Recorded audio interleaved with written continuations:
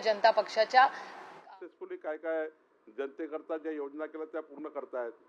शेवटी नीती आयोगाचा कुठल्या वर्षाचा निकाल आहे, कुठल्या वर्षाचा आकडा आला तो माहिती नाही, पण आता देवेंद्र फडणवीस सरकार हे 100% नीती आयोगाचे सर्वेक्षणामध्ये पास होईल आणि देशामधले सर्वोत्कृष्ट राज्य म्हणून काम करेल आणि काम करताय। आणि सुप्रियाताईंनी राज्याची बदनामी करू नये।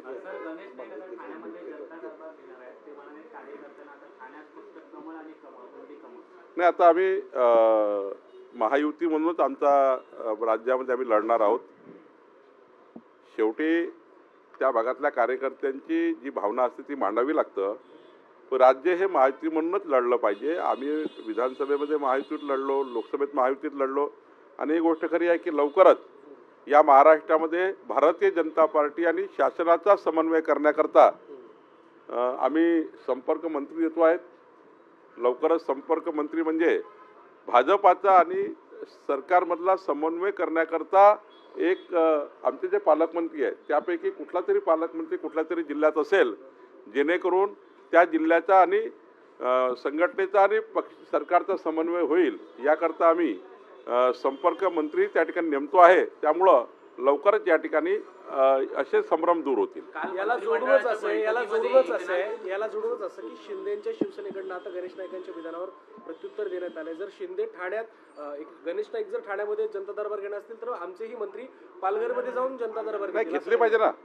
माझं काय म्हणणं आहे, माननीय एकनाथ शिंदे साहेबांच्याही मंत्रिमंडळातल्या सदस्यांनी राज्यामध्ये जाऊन जनता दरबार घेतले पाहिजे। अजितदादाच्याही मंत्रिमंडळातल्या सदस्यांनी घेतले पाहिजे। शेवटी आमचे जे सर्व मंत्री आहेत हे मंत्री सर्व म्हणून जर जनता दरबार घ्यायला लागले तर भलं कोणाचं होणार आहे? भलं जनतेचंच होईल ना। म्हणजे समजा शिवसेनेच्या 4 मंत्र्यांनी 4 ठिकाणी जाऊन आलं, त्या ठिकाणी 4 आदेश पारित केले, राष्ट्रवादीच्या मंत्र्यांनी 4 आदेश पारित केले, भाजपचे 4 मंत्री जर जिल्ह्यात गेले तर जिल्ह्याचा फायदा होईल। शेवटी लोकांचे प्रश्न सुटतील। त्यामुळे सर्वांनाच ही मुभा आहे। या राज्यातला मंत्री राज्याचा मंत्री असतो, तो कुठल्याही जिल्ह्यात जाऊन कोणताही जनता दरबार घेऊ शकतो। कुठल्याही जिल्ह्यात जाऊन आपल्या मंत्रिपदाचा जो कारभार दिला आहे, जसं मला महसूल मंत्री आहे, तुम्ही महसूल मंत्री म्हणून कुठल्याही राज्यामध्ये कुठल्याही जिल्ह्यात जाऊ शकतो। त्यामुळे कुणाला नाही आहे, कुणालाही कुठे जाता येईल।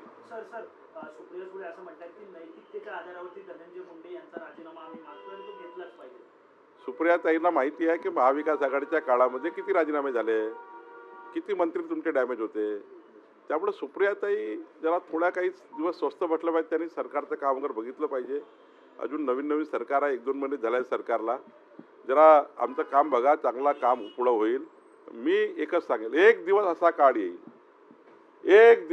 काळ येईल जसं गडचिरोलीच्या देवेंद्र फडणवीसजींच्या कार्याचं कौतुक, गडचिरोलीमध्ये देवेंद्रजींनी ज्या पद्धतीने कार्य करतायत, नक्षलवादी कार्यापासून तर विकासाच्या कामापर्यंत, एक दिवस संजय राऊताला जाग आली, त्यांनी